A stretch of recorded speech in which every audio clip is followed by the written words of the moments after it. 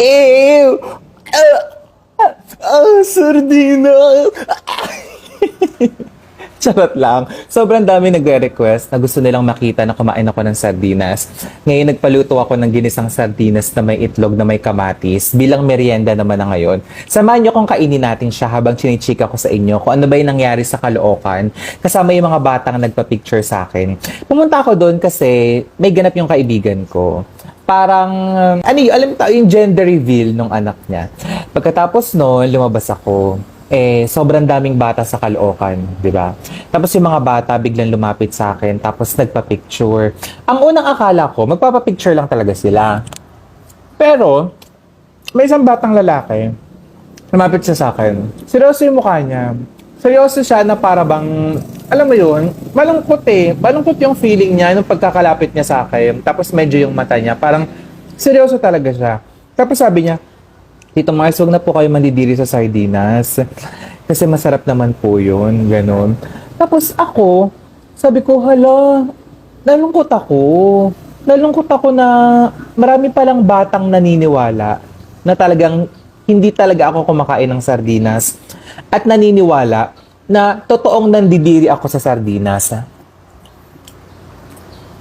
Tapos sa TikTok, sa mga posts na ginagawa ko, lalong-lalo na yung mga kabataan ngayon, yung mga ganong edad, siguro mga below 10 years old, minsan mga 7, 8, parang meron pa nga mga 6 years old, na mga batang talagang naniniwala na nandidiri ako sa sardinas. Ginawa ko tong video na to kasi gusto kong malaman ninyo na talagang pag-iinarte lang naman po talaga yun. Kasi meron pa rin talagang mga taong hindi naniniwala na kumakain ho ako ng sardinas.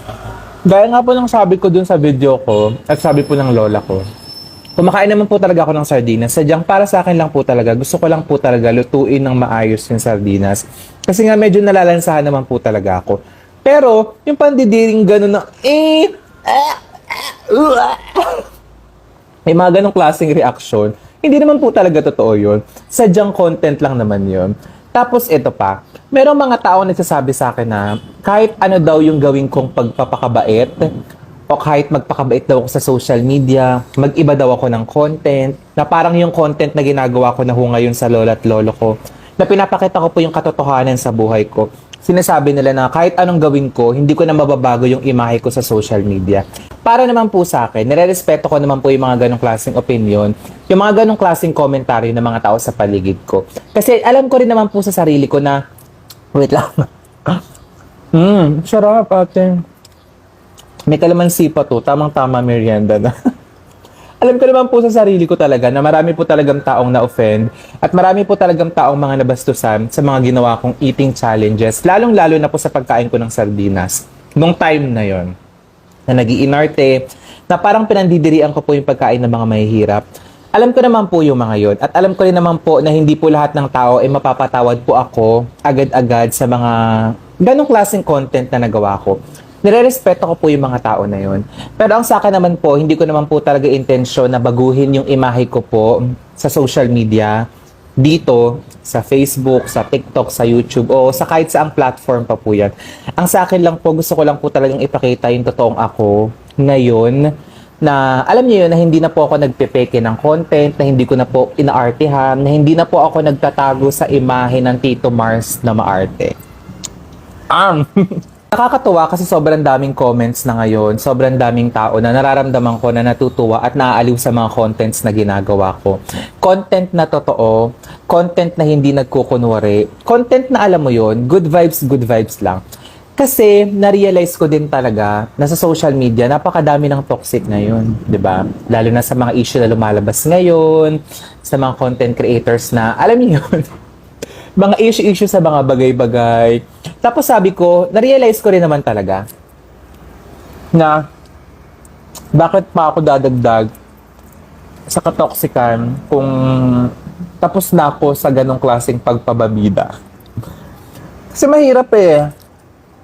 Mahirap talaga yung pabida-bida ka. Tapos, para sa engagement. Totoo naman talaga na kapag may engagement ka, good or bad, talagang publicity. Sikat ka talaga.